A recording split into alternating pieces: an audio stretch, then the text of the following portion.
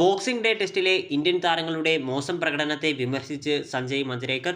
രോഹിത് ശർമ്മയ്ക്ക് കൂടുതൽ റൺസ് നേടുന്നതിനായി മികച്ച രീതിയിൽ പോയിക്കൊണ്ടിരുന്ന രാഹുൽ ജയ്സ്വാൾ ഓപ്പണിംഗ് കൂട്ടുകെട്ട് തകർത്ത തീരുമാനത്തെയും അദ്ദേഹം ചോദ്യം ചെയ്തു.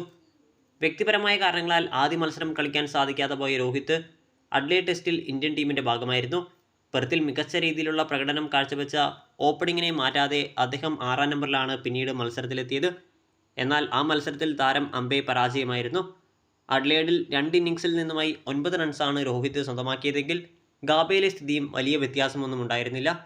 ബാറ്റിംഗ് പൊസിഷൻ മാറിയതാണ് രോഹിത്തിന് തിരിച്ചടിയായതെന്ന വിലയിരുത്തലിൽ താരം ഓപ്പണിങ്ങിലേക്ക് മടങ്ങിയെത്തി. എന്നാൽ ഓപ്പണറുടെ റോളിലും രോഹിത് സമ്പൂർണ്ണ പരാജയമായി മാറി. 2012-ൽ സച്ചിൻ ടെണ്ടുൽക്കറിന് 100 സെഞ്ചുറി എന്ന നേട്ടത്തിനായി വീരേന്ദർ സേവാഗിനെയും ഗൗതം ഗംഭീറിനെയും പരിഗണിക്കാതിരുന്ന മാനേജ്മെൻറ്റിൻ്റെ നീക്കത്തോടാണ് മഞ്ജരേക്കർ രോഹിത്തിനെ വീണ്ടും ഓപ്പണറാക്കാനുള്ള തീരുമാനത്തെ ചേർത്തുവച്ചത്. 2011-12 ഓസ്ട്രേലിയൻ പര്യടനത്തിൽ സച്ചിന് ഈ നേട്ടത്തിലെത്താനുള്ള അവസരമുണ്ടായിരുന്നു. എന്നാൽ 4 മത്സരങ്ങളടങ്ങിയ പരമ്പരയിൽ ഒന്നിൽ പോലും സച്ചിന് സെഞ്ചുറി നേടാൻ സാധിച്ചില്ല. ഇതുകൊണ്ട് തന്നെ സച്ചിൻ ഓസ്ട്രേലിയയ്ക്കും ശ്രീലങ്കയ്ക്കും എതിരായ ടെസ്റ്റ് സീരീസ് കളിക്കുന്നതിൽ